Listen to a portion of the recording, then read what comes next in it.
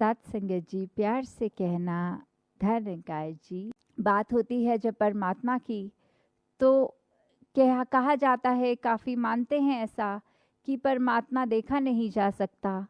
पर ऐसा नहीं है। परमात्मा को देख सकते हैं, और ये आज की बात नहीं, युगों युगों से भी। क्यों एक मीराबाई गा के बोलती है कि मैंने राम रतन धन पायो,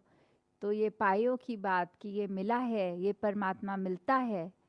और वैसे ही अभंग रचना में ज्ञानेश्वर जी ने भी हरि पाहिला रे जो बोला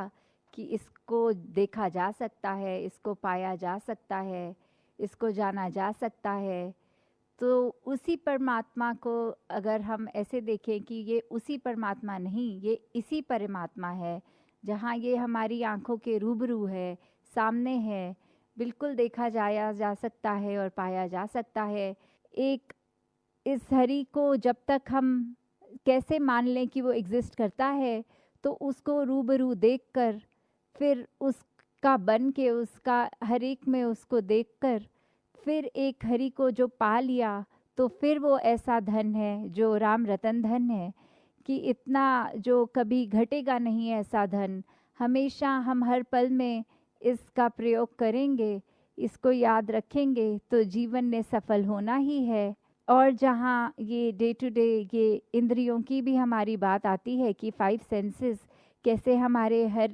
मिनट अपने आप को परसीव करने के लिए कुछ भी आसपास हो, तो इसी के योगदान से हम एक स्थिति को महसूस उस तरह कर सकते हैं। तो उस पे भी एक बात कि कैसे एक मक्खी का अगर हम देखें, तो मक्खी एक हमेशा व्याकुल सी ही दिखती है, कभी एक तरफ बैठती है, फिर उड़ के आके एक अपना राग गा के दूसरे पे चीज़ पे बैठ गई। और वहीं अगर एक हाथी को देखा जाए, तो उसको भी एक मस्त हाथी भी बोला जाता है कि अपने काम में जो कर रहा है वैसा ही कर रहा है। तो उसी पे एक कहानी ऐसी कि एक हाथी अपने आराम से पत्ते खा रहा है, पेड़ से केले निकाल के खा रहा है। वहीं एक मक्खी भिन भिन आती हुई उसके पास जब आई, तो उसने आराम से कान हिला के वो मक्खी को उड़ा भी दिया, और अपने खाना जैसा खा रहा था वो खाता चला गया। जब ऐसा बार बार हुआ, तो वो हाथी ने देखा कि ये मक्खी इतनी बेचैन क्यों हो रही है, तो उससे पूछा कि ऐसा आपको क्या हो रहा है जो आप आराम से स्थिर नहीं हो पा रहे हैं।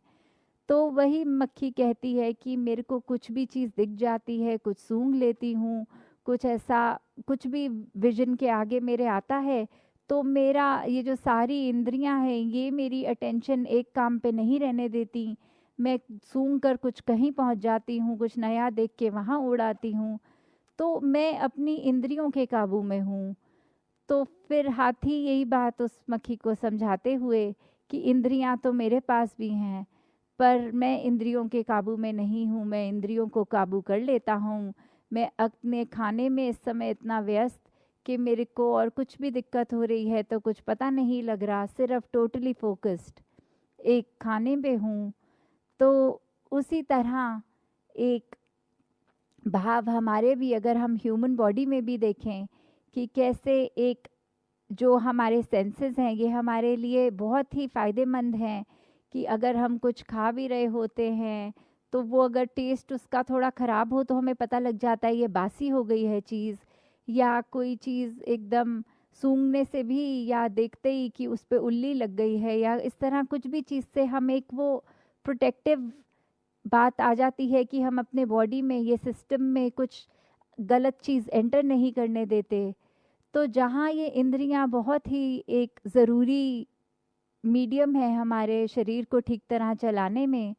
वहाँ वही देखना कि कैसे हम एक उसी में ही उलझ ना जाएं। एक हमको कंट्रोल करना है, जहाँ इंद्रियों की बात एक वो भी आती है कि अगर हम थोड़ा सा और अपना पर्सपेक्टिव वाइडर करें, तो फिर उसमें एक एंगर भी इंद्री हो सकता है, चाहे डायरेक्टली एक 5 सेंसेस में तो नहीं आएगा,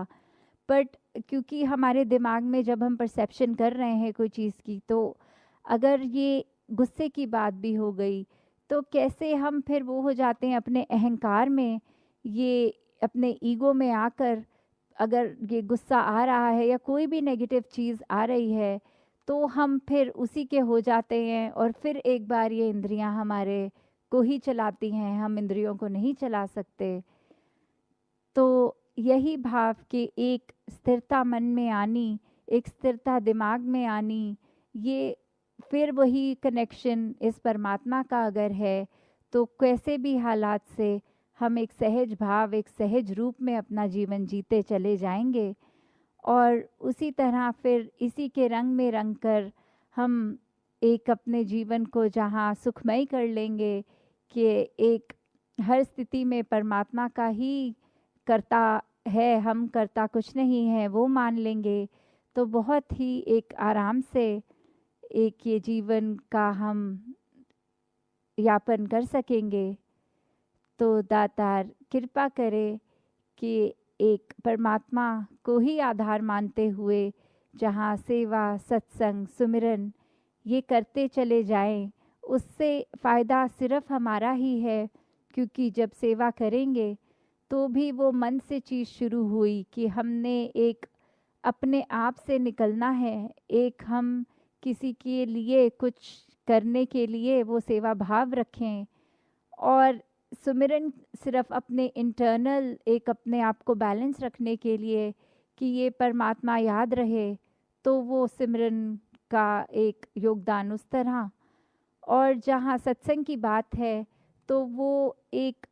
सत्संग जब हम जाते हैं तो ये लाइक माइंडेडनेस जो बात आती है कि सभी पॉजिटिव होंगे और सभी इसी परमात्मा की बात करेंगे, और उनकी ज़िंदगी से भी हम देख सकते हैं, शिक्षा ले सकते हैं,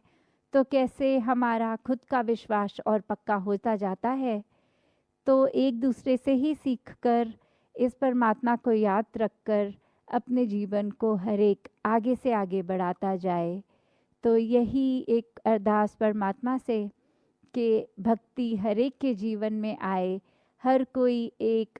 भक्ति के मार्ग पर ही चलता रहे, और कैसे अपने आप से उठ के पूरी ह्यूमैनिटी के लिए ही एक अपने आप को वरदान रूप रखे, हर एक के लिए अपने आप को बिल्कुल अर्पण उस तरह करें कि अहंकार ना हो, ये बिल्कुल मन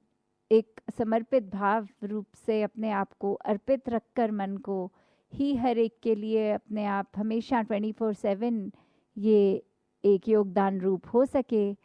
तो हर एक के लिए जहाँ यही कामना कि परमात्मा तो हमेशा ये आशीर्वाद रूप दे ही रहा है, अब हम अपनी झोली में ये आशीर्वाद को किस तरह लें, वो हम पे है कि मिलना तो हर कुछ अच्छा ही है, पर जब मिल जाता है तो हम उसको पॉजिटिवली ही लें। तो वही सच्चा आशीर्वाद है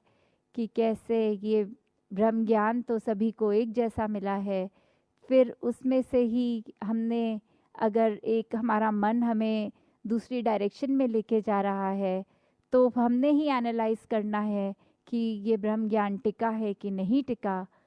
तो ये जैसे परमात्मा ने सभी को सब बराबर मन में एक सेटिस्फैक्शन, एक स्थिरता, एक संतुष्टि का भाव बख्शा है, पर वो बात हमारे ही चेतनता, विवेक और हमारे अंदर सरेंडरेंस भावना वो एक आनी, तो उसी पे टिका है कि दातार को याद रखें और इसके शुक्राने भाव में हमेशा रहें। साथ संगत जी, ध्यान निरंकार जी।